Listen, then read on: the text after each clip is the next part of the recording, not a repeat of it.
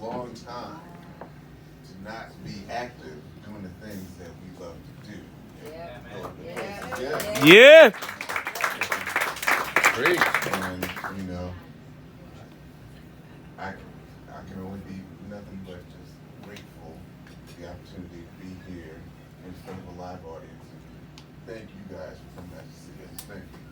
Thank you.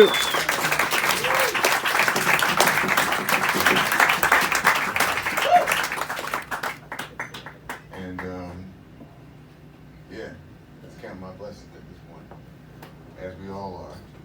And before we go any further, I'd like to introduce each of the members of the activities, starting with our pianist. This is Arco-Iris Sandoval. Yeah.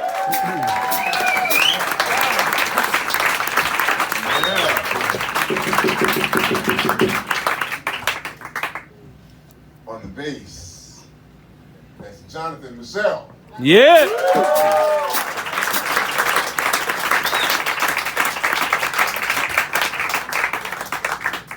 On the drums, how about it for Alan Megnard? Yeah.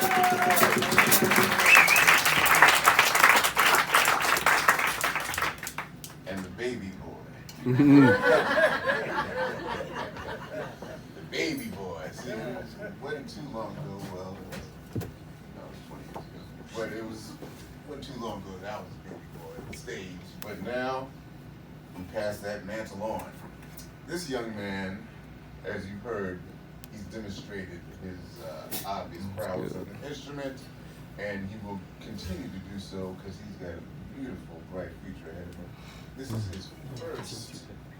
Wow.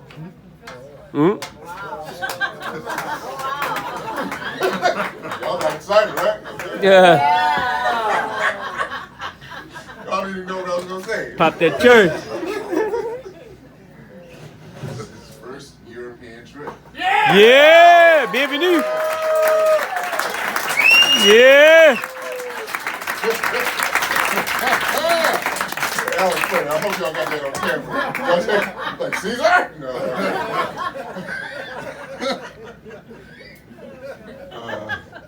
First European trip. He hails from Texas. How about it for the one, the only Jalen Baker? Yeah. Yeah, now.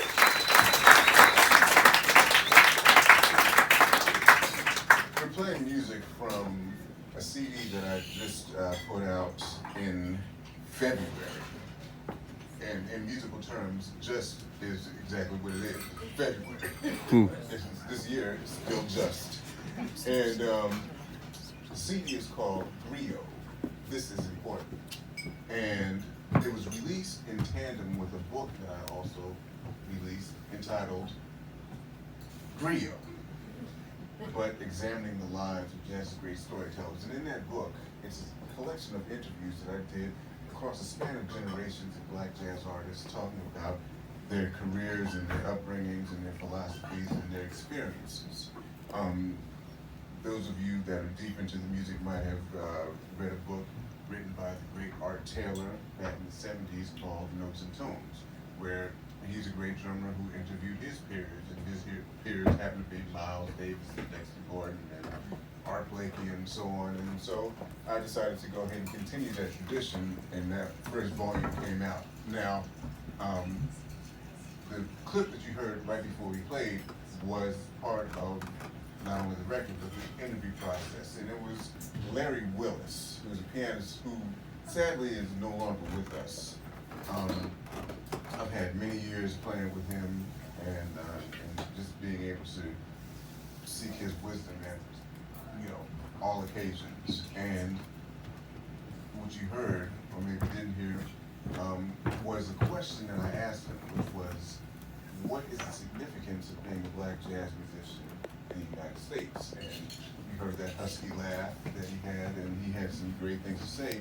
But one of the more profound things he said, and this, believe me, was a man that was fit for profundity. He said that he doesn't mind being the underdog, because the underdog gives him reason to fight. And with that, I wrote that song called The Underdog. Now what we'd like to do is play a song that was inspired by an interview that I did with somebody who's still, luckily, very much with us. She's, I believe, 85 years old. She's a great pianist. Her name is Bertha Hope. And in the interview, we touched on a variety of things that only someone of that age could do, which was, part of the beautiful thing about this process was being able to, for me to interview my elders because, well, that's where all the wisdom is. And she talked about, and she was very upfront about her experiences coming up in this music, particularly as a woman playing this music, and particularly as a black woman playing this music. And she concluded that she was still fighting for a seat at the table. And so therefore, the name of this song is Seat at the Table.